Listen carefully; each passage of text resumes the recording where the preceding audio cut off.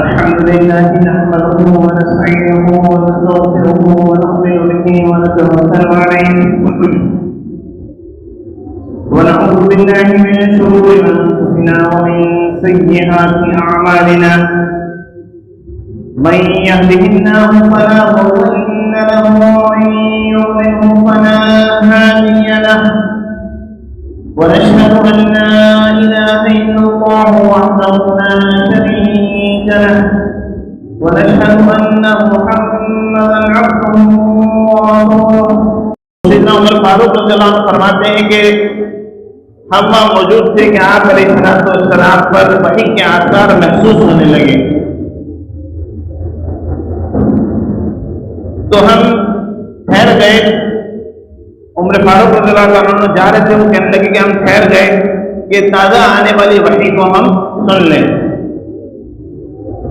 جب وحی کا نزول مکمل ہو گیا تو آپ علیہ السلام قبلے کے رخ ہو کر بیٹھ گئے اور آپ علیہ السلام نے یہ دعا پڑھی: اللهم زدنا ولا تنقصنا واکرمنا ولا تهنا واعطنا ولا تحرمنا وآثرنا ولا تؤثر علينا واغفرنا وارض عنا. یہ دعا علیہ السلام نے پڑھی. اللہم زدنا، اے اللہ اور زیادہ عطا کر، ولا تنقصنا اور کم نہ کر، واکرمنا اور ہمارا اکرام کر، ہمیں عزت دے، ولا تہنا ہمیں ذلیل نہ کر. اللہم زدنا ولا تنقصنا واکرمنا ولا تہنا واعطنا اور ہمیں عطا فرما، ولا تحرمنا ہمیں محروم نہ فرما، وآثرنا ہمیں عزت دے، ہمیں آگے بڑھا، ولا تؤثر علینا اور اوروں کو ہم سے آگے نہ بڑھا، وارضنا وارض عنا اور راضی ہو جا ہم سے اور ہمیں اپنے فضل سے راضی کر دے. تو یہ آیات چونکہ یہ اس کا تسلسل چل رہا ہے، الحمدللہ یہ تیسرا جمعہ ہے کہ ان آیات کے حوالے سے بیان چل رہا ہے. ان آیات میں مومنین کی 7 صفات کا ذکر ہے، مومنین کی 7 صفات کا ذکر ہے. قد افلح المؤمنون، فلاح پانے والے ہیں مومنین، فلاح پا گئے مومن. الذین هم فی صلاتهم خاشعون، پہلی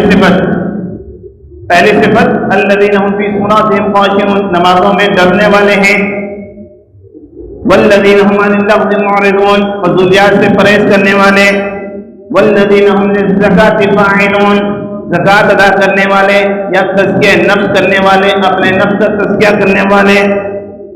والذین هم لفروجهم حافظون الا على ازواجهم او ما ملكت ايمانهم فانهم غير ملومين فمن ابتغى وراء ذلك فاولئك هم العادون. چوتھی کہ اپنی شرمگاہوں کی حفاظت کرنے والے ہیں، ادھر ادھر نہیں بھٹکتے. اس کو اللہ نے 3 آیات میں بیان کیا، اس صفت کو 3 آیات میں اللہ نے بیان کیا. آگے پھر والذین هم لاماناتهم 5 وعہدهم راعون، امانت اور عہد کی رعایت رکھنے والے. 5ویں اور 6ٹھی صفت امانت اور عہد کی رعایت رکھنے والے.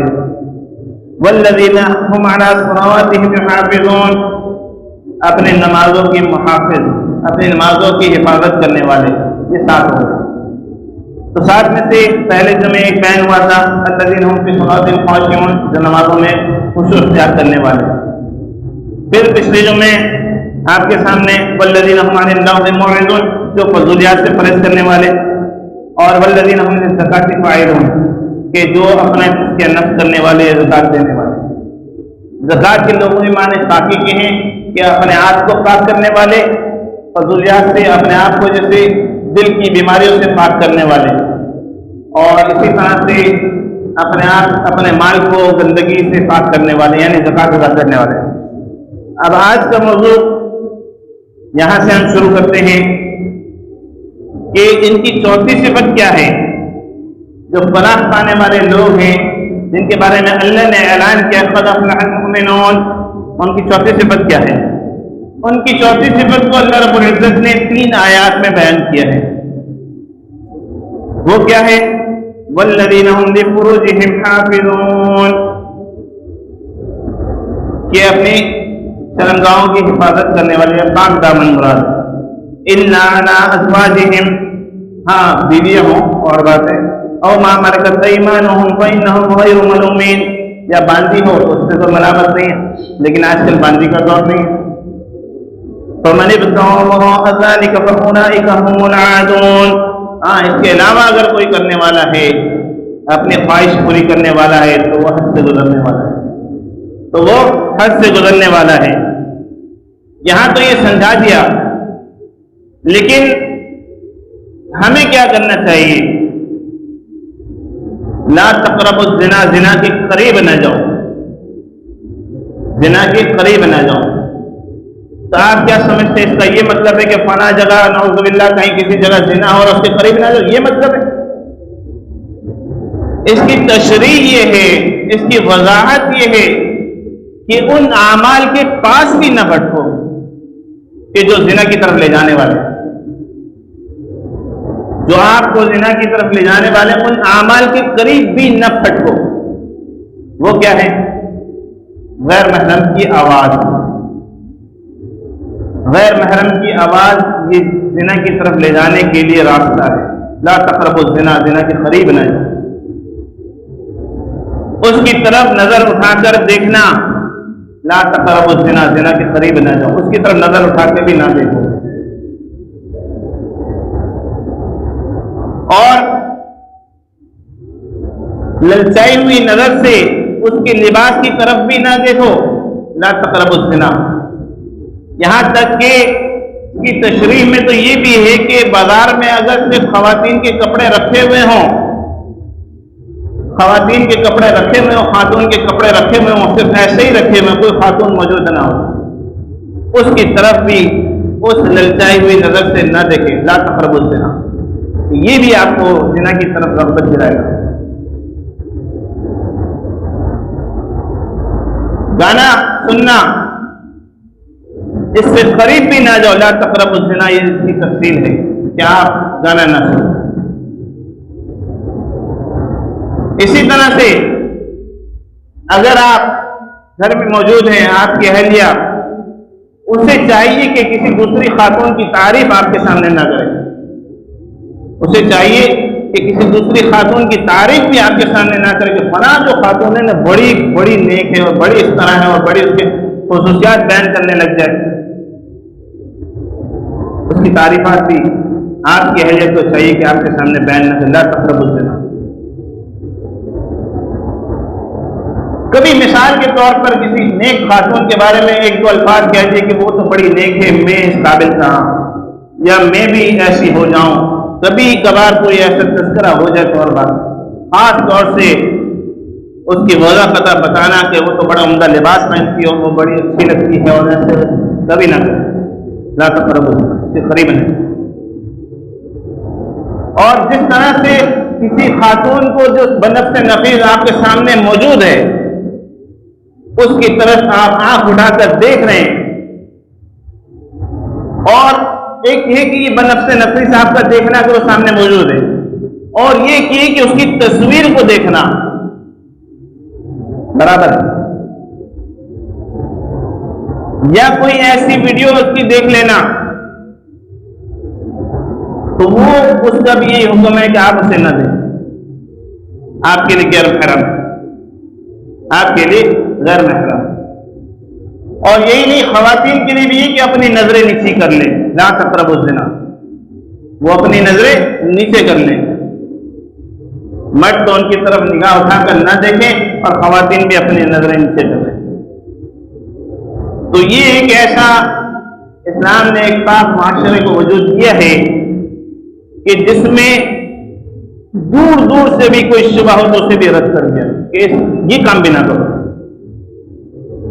اگر دور دور تک کوئی شبہ ہو اسے بھی اسلام نے منع کیا کہ تم یہ کام نہ کرو۔ اور خاتون کو تو چاہیے کہ اگر مجبوری میں، ویسے تو بلا ضرورت باہر نہ نکلے گھر سے، کہ اس کا حسن چار دیواری، لیکن اگر کبھی مجبوری میں کبھی باہر نکلتی ہے، کسی دکاندار سے کسی سے بات کرنے کی ضرورت پیش آتی ہے، اسے چاہیے کہ وہ کڑک آواز میں بات کرے، اسے چاہیے کہ وہ سخت انداز میں بات کرے کہ کسی طرح دکاندار جو ہے وہ اس کی طرف متوجہ نہ ہو، بلکہ اس سے فوراً فارغ کرے، بھائی یہ لو سودا لے جاؤ۔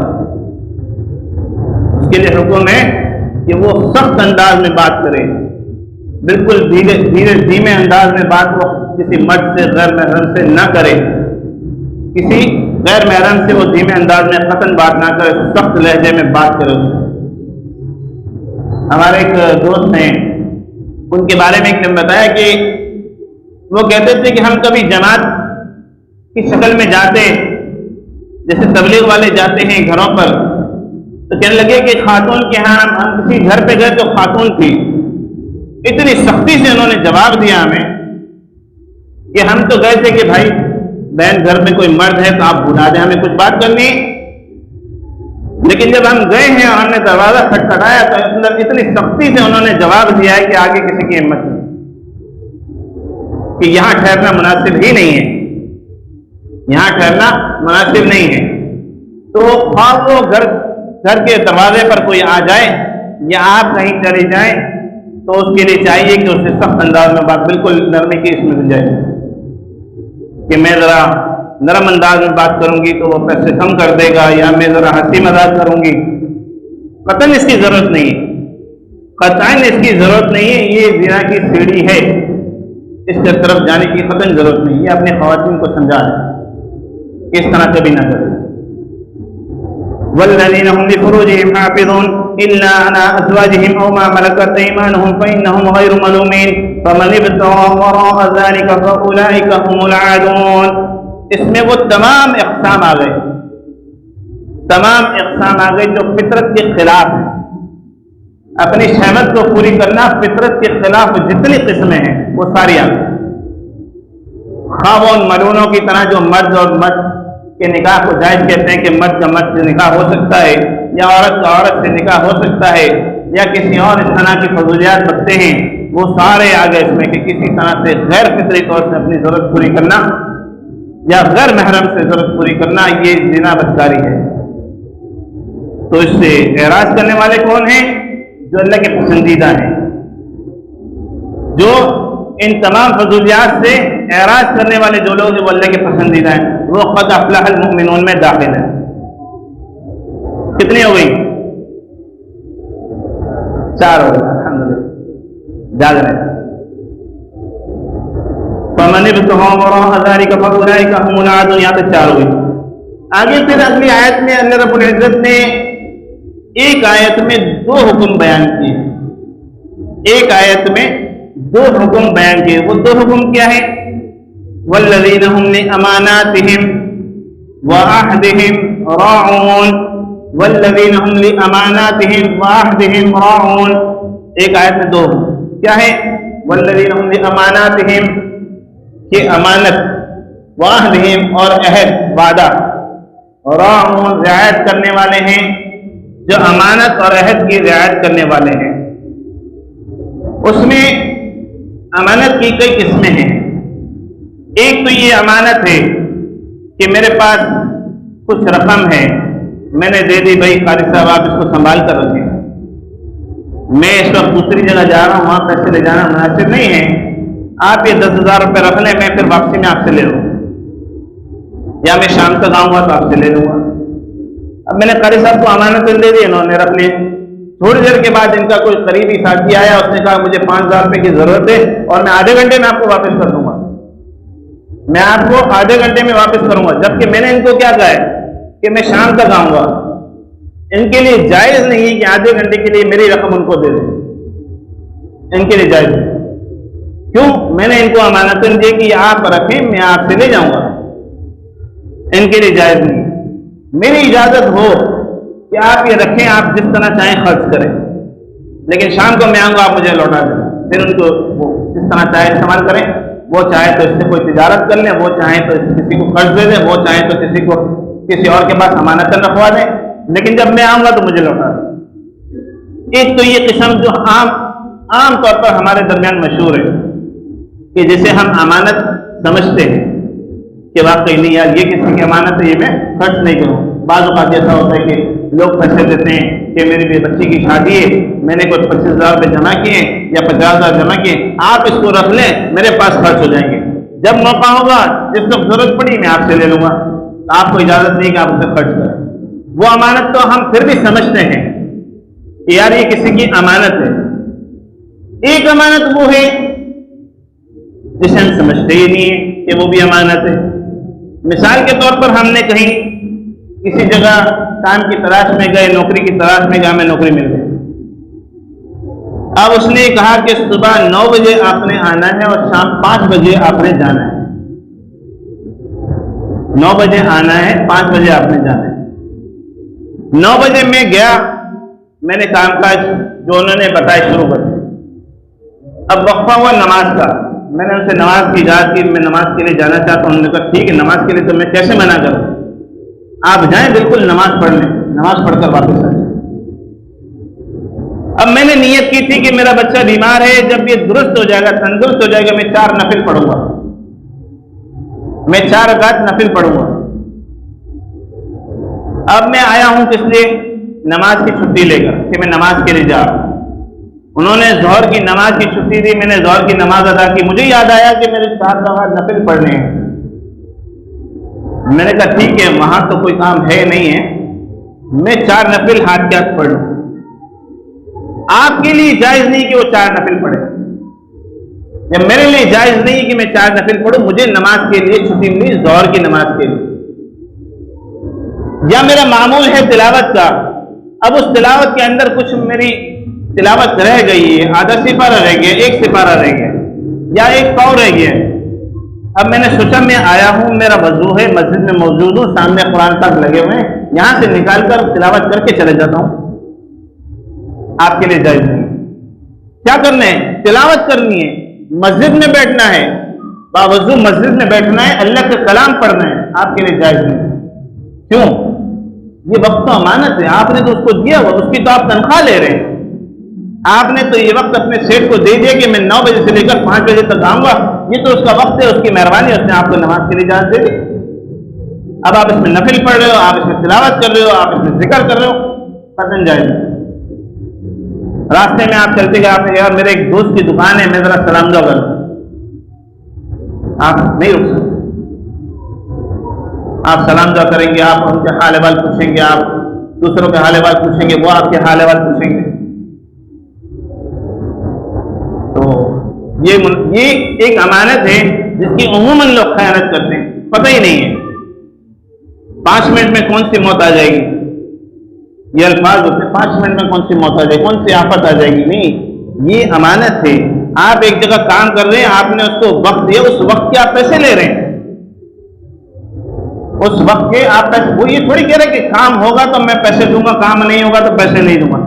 وہ اگر دکان پر 1 گاہک آئے گا تب بھی آپ کو تنخواہ دے گا، وہ اگر دکان پر 10 گاہک آئیں گے جب بھی آپ کو تنخواہ دے گا۔ دکان پر 1 گاہک بھی نہیں آئے گا پھر بھی اس کے لیے لازم ہے کہ آپ کو تنخواہ دے گا۔ اس میں ہم خیانت کرتے ہیں، ہم سمجھتے ہیں کہ خیانت ہی نہیں، ہم تو سمجھتے صرف میرے پاس کسی نے رقم رکھوائی، کسی نے زیور رکھوایا، یہ امانت ہے اور کوئی امانت ہے۔ 2 باتیں ہو گئی۔ ویسے تو بڑا وسیع مفہوم ہے، اور مفسرین نے تو یہاں تک لکھا ہے کہ اللہ نے جو احکامات آپ کے ذمہ لگائے وہ بھی امانت ہے، آپ اس کو پورا کریں، جو اللہ نے حکم دیے ہیں، جو فرائض ہیں، واجبات ہیں، آپ اس کو پورا، یہ بھی امانت ہے، مفسرین نے یہاں تک لکھا ہے۔ تو 2 باتیں ہو گئی۔ ایک بات تو یہ ہو گئی کہ رقم کو رکھوائے تو امانت، ایک بات یہ ہو گئی کہ وقت آپ نے اپنا بیچا ہے، اس کے عوض میں آپ رقم لے رہے ہیں، یہ امانت ہو گئی۔ ایک بات اور ہے، ایک بات اور ہے، میں نے بھائی سے کہا بھائی ایک بات سن، میں نے ایک مال اٹھایا ہے، اس میں مجھے 50,000 روپے کا منافع ہونا ہے، آپ اللہ کے ولی ہیں، آپ دعا کر دیں کہ میرا یہ کام ہو جائے، آپ دعا کر دیں میرا یہ کام ہو جائے، مجھے 50,000 روپے بچ جائیں گے۔ ان کے لیے جائز نہیں کہ میری یہ والی بات آپ کو کسی کو بتا دیں، ان کے لیے یہ جائز نہیں کہ میری یہ والی بات آپ کو کسی کو بتا دیں۔ اتنا ہو سکتا ہے کہ میں نے ان سے دعا کی درخواست کی کہ میں بڑی مشکل میں پھنسا ہوں، میرا 50,000 کا منافع ہوگا، اگر یہ مال نہیں بکا تو منافع تو دور کی بات ہے، مجھ پر قرض ہو جائے گا، میرے مجھے پیسے اتارنا مشکل ہو جائے گا، بڑی مشکل گھڑی آپ دعا کریں۔ اب یہ اتنا تو کر سکتے ہیں کہ یہ آپ کو کہہ دیں، آپ کو کہہ دیں، آپ یار ایک ساتھی نے دعا کی درخواست کی ہے، بیچارہ بہت پریشان ہے، آپ بھی دعا کریں اللہ پاک مسئلہ آسان کرے، بس۔ کون سا ساتھی آپ نہیں بتا سکتے، کیا دعا کرنی ہے، اس کا کیا مسئلہ ہے، کس مشکل میں پھنسا ہے، آپ نہیں بتا سکتے۔ یہ تو امانتاً اس نے آپ کو ایک چیز بتا دی کہ میری یہ مشکل ہے، میری یہ پریشانی ہے، آپ کیسے بتا رہے ہیں؟ بعض اوقات خط لکھ کے دیا جاتا ہے یا کوئی پریشانی لکھ کے دی جاتی ہے، کسی کا ابا جان بیمار ہے، کسی کا بھائی بیمار ہے بستر پر، یار میں تو جا نہیں سکتا مسجد، آپ ایک کام کریں یہ پرچہ میں لکھ دیتا ہوں، یہ لکھ کے مفتی صاحب کو دے دینا اور جو جواب دے مجھے بتا دینا۔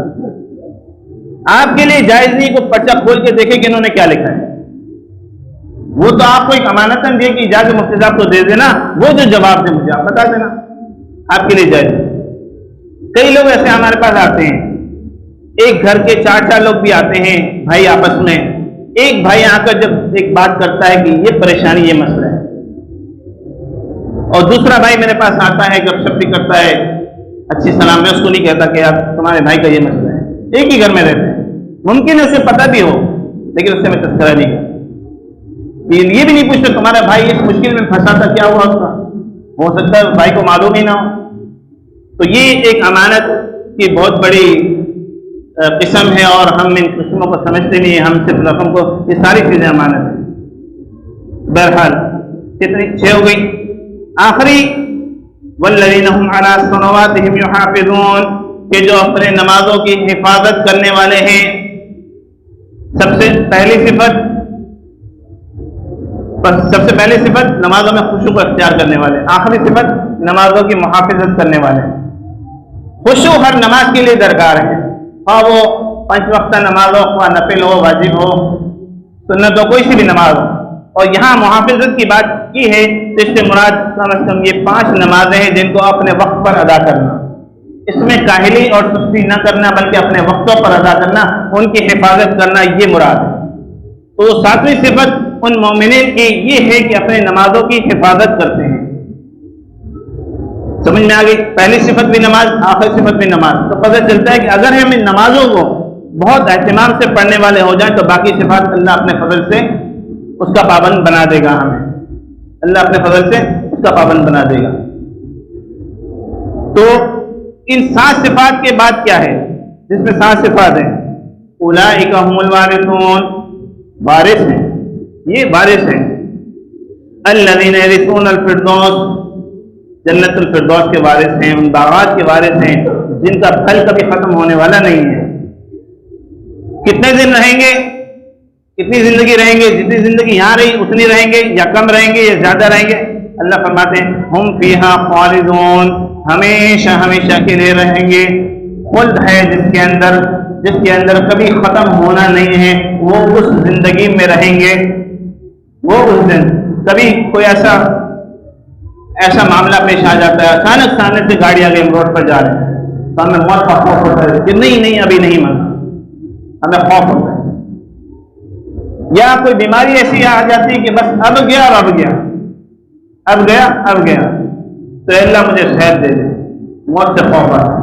تو وہ خوف، وہ سارے خطرات کچھ نہیں بلکہ ہمیشہ ہمیشہ کی زندگی، قرآن کا وعدہ ہے، اللہ نے کہہ دیا کہ ہمیشہ ہمیشہ والی زندگی۔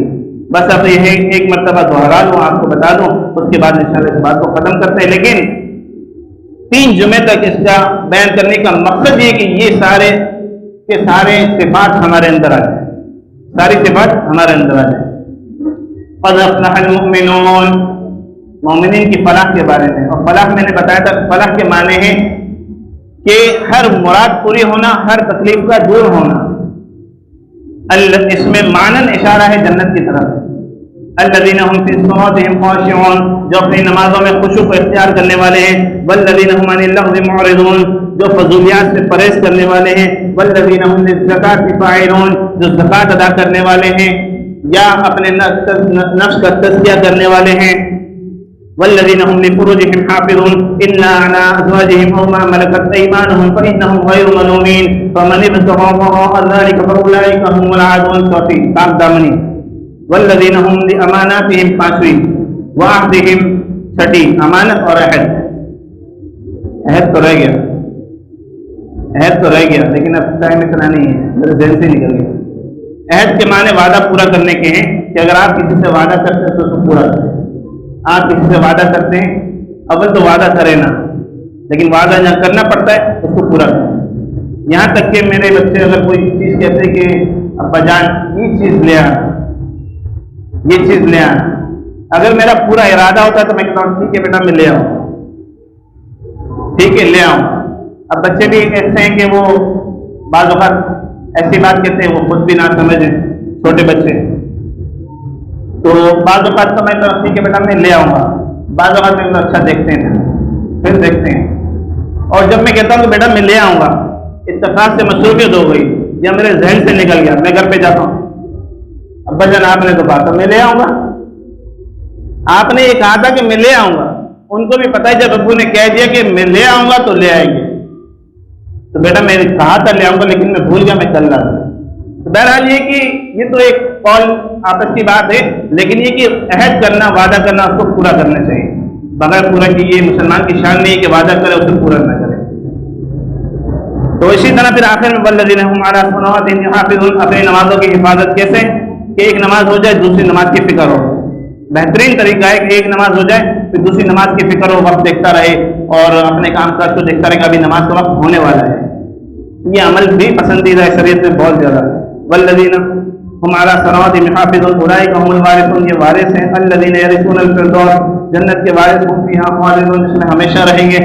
اللہ ہم سب کو ہمیشہ والی جنت میں لے جائے اور سب سے بڑھ کر اپنی رضا کا پروانہ دے دے، اور اپنے پیارے حبیب صلی اللہ علیہ وسلم کا دیدار، اور اس سے بڑھ کر ایک چیز اور ہے جس کا جنت میں بھی مشتاق ہوں گے، جنت میں بھی اتنے مزے کے بعد اللہ کہیں گے مانگو کیا مانگتے ہو، تو کہیں گے اللہ ساری نعمتیں آپ نے دے دی، اب تو کچھ مانگنے کے لیے نہیں۔ جب اللہ کہیں گے مانگو، پھر وہ علماء کے پاس جائیں گے جنت میں، یہ اللہ کہتے ہیں مانگو، ہم کیا مانگے؟ پھر علماء کہیں گے کہ اللہ سے اللہ کا دیدار مانگو، اللہ سے اللہ کا دیدار مانگو کہ اللہ اپنا دیدار کرا دے۔ واخر دعوانا الحمدللہ۔